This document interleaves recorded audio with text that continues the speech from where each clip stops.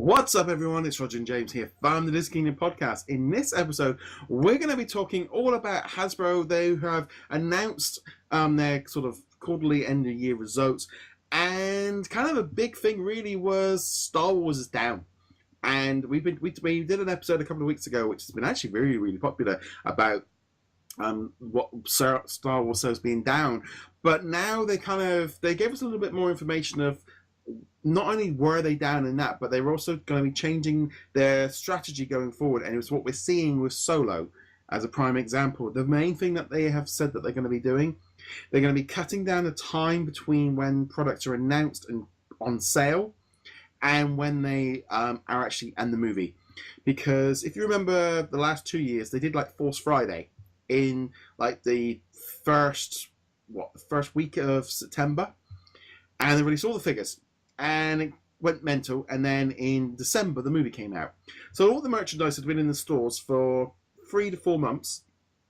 All the fans had brought all the stuff on day one, and then by the Christmas time everything was reduced because people didn't, we were seeing toys of Rey and Kylo Ren and Rose and DJ way before we kind of needed to, and they've now said they're going to bring them all back in line, bring everything out within maybe a few weeks or a month of the movie coming out, kind of how it used to be. I think they got a little bit kind of caught up in wanting to get out everything before Christmas and have it there for months and just expect people just to buy it because it had the Star Wars logo on it, and it didn't work. And it didn't work for 2 years. It didn't.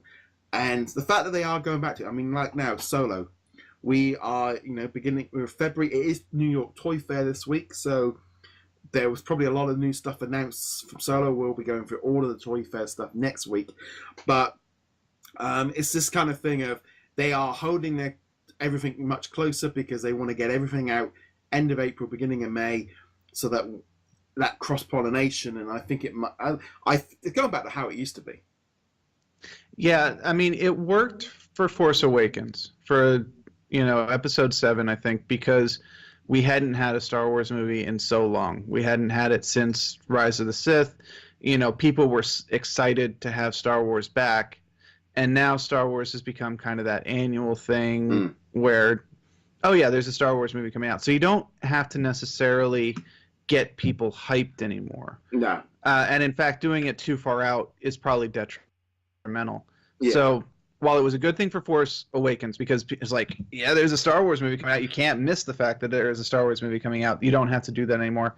So I think this is a good move. I think that putting them closer to the launch keeps the hype going at the right time, because instead of having this hype, oh, blah, blah, oh, there's the movie, kind of roller coaster, you now have hype, little dip, and then, oh, here's the movie, and cool, we're riding the wave, and now we just wait until next year.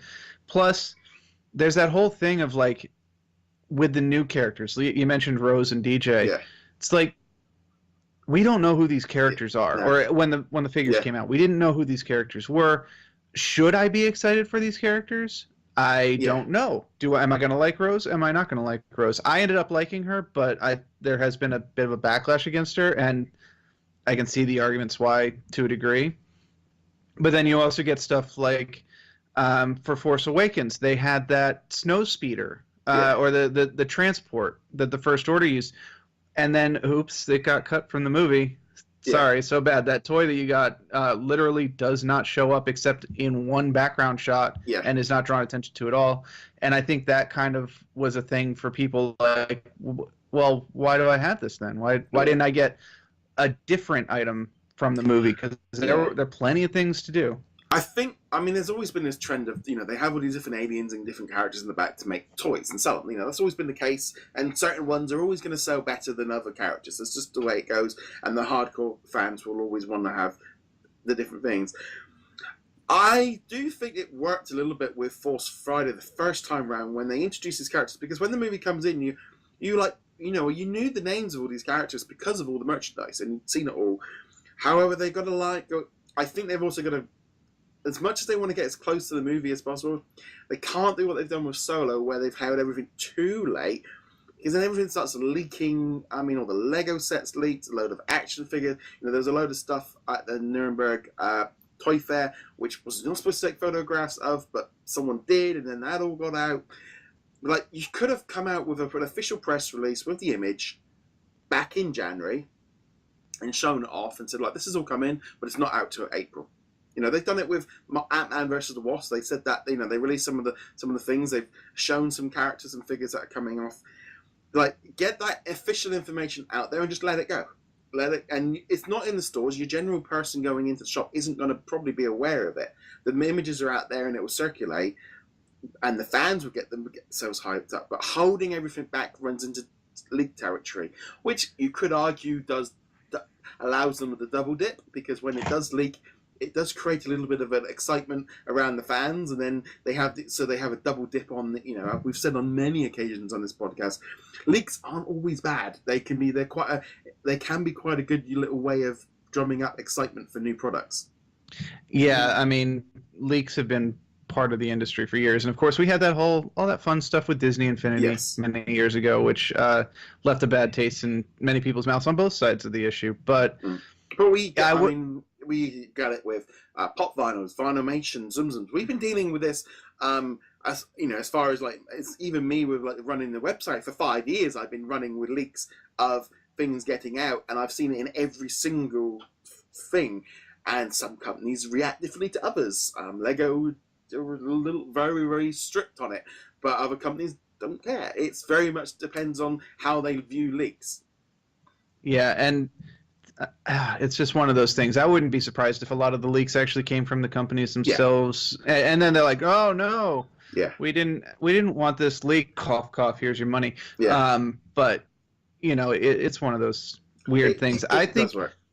But to get back to what we were talking about, Disney, which is a company which is normally so in touch with customers, with metrics and how to contact their customers, how to relate to their customers, how to build hype properly for their movies and their properties and their rides and everything, doesn't seem to have much of a strategy for Star Wars in place at the moment, which is kind of weird, because it shouldn't really be that hard, especially since, you know, not everything necessarily needs to be held up to the last minute, because 90% of the toys that they put out are not spoilers.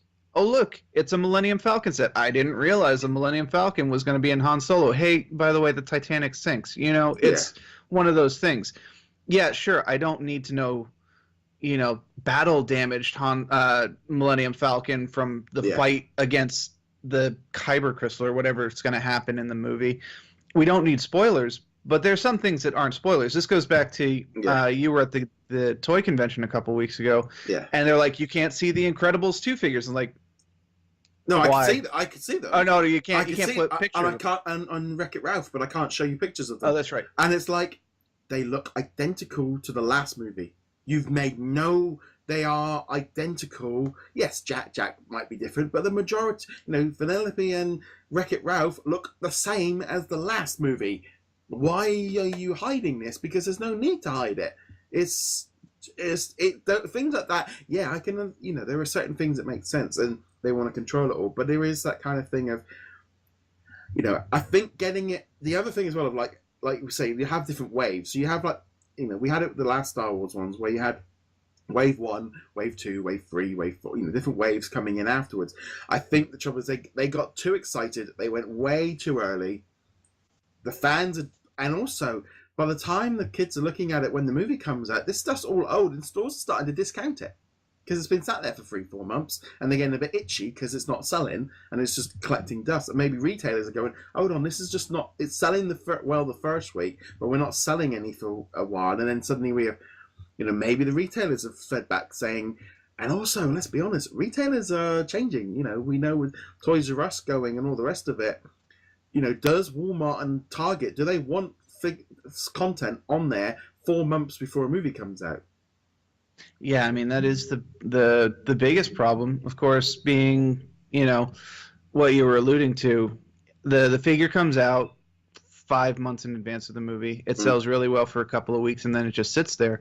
If you had released it a month or two in front of the movie, it sells well for a week or two, it sits for another week or two, and then everyone's like, oh my goodness, I just Han Solo, I have to get the figure for this new double-winged TIE fighter that we saw in the trailer. That ship was amazing. It had a cool combat fight scene, and now I really want that figure. And it's right there at Target or whatever. And it's not discounted price. It's not at the clearance price. So Target's happy because they're getting their sale.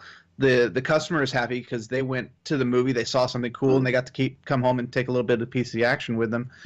And it works out much better than, oh yeah, that was the TIE fighter that I saw on the shelf for 6 months. Yeah.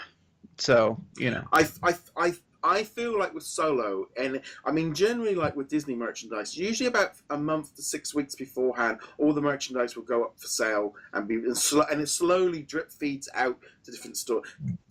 Toys have this weird thing, unlike like a video game or a book, which have a release date and everybody sells it on that day.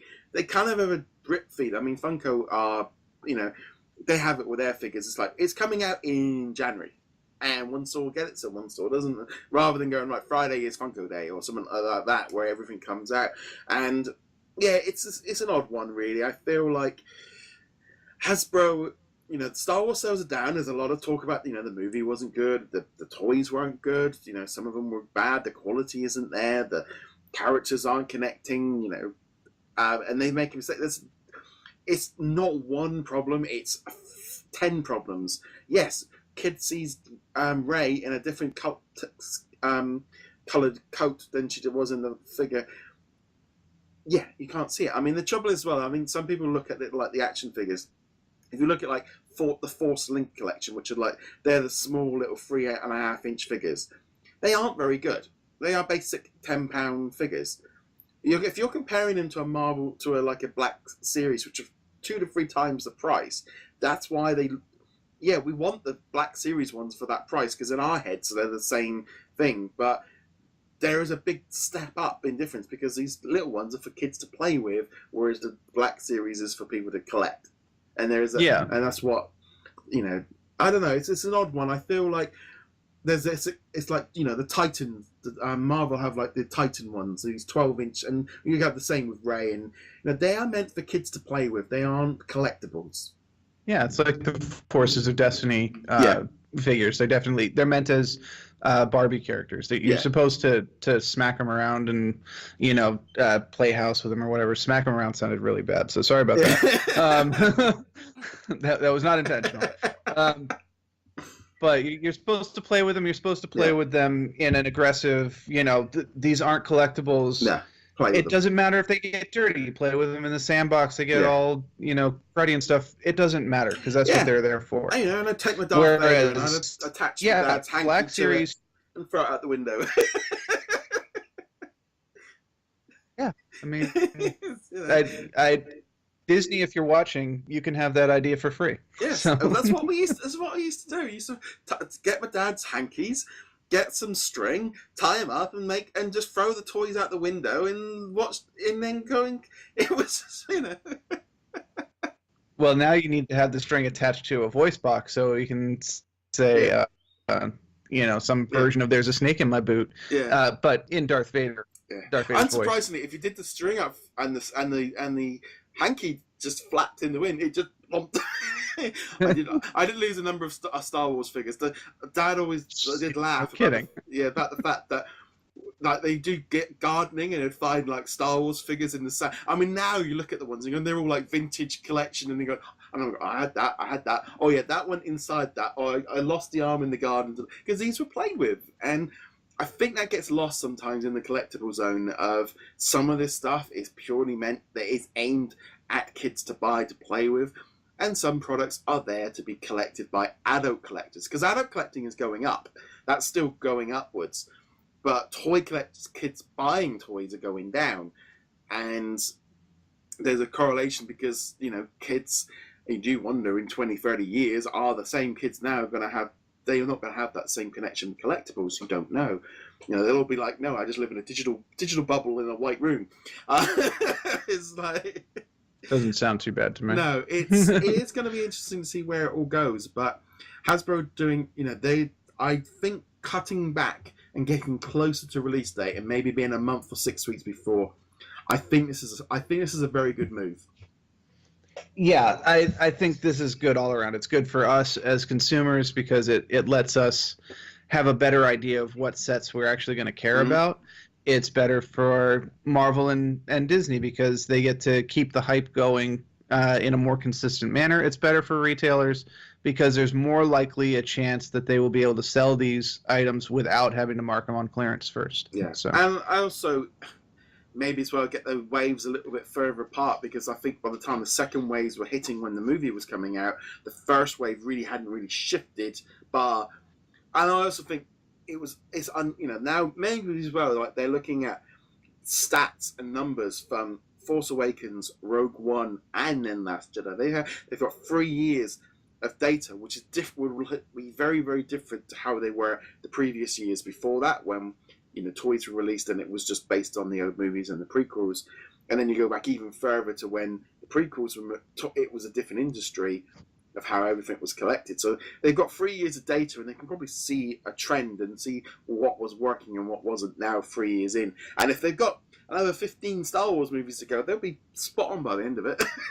Yeah, and I mean, again, the data for Force Awakens is completely different from the data for Last Jedi because when Force Awakens came out, it was the new Star Wars movie that we were getting for the first time in a decade, and now Last Jedi, we're 3 movies in. Han Solo, we're 4 movies in, and that initial hype is much lower than it was. Yeah. So it makes sense. And it's hard to sell Chewbacca to a new Chewbacca toy for Han Solo when there's 5 or 6 different versions of it. I've already, and there's, you got Han Solo, you got the Chewbacca toy from Force Awakens in Home Bargains and in the pound shops or in the dollar stores because their stores were trying to get rid of the Force Awakens stuff. And then you have a Chewbacca toy from Solo, which looks very, very similar. In most people's eyes, they can't distinguish the back. Well, why is that? Does it's difficult.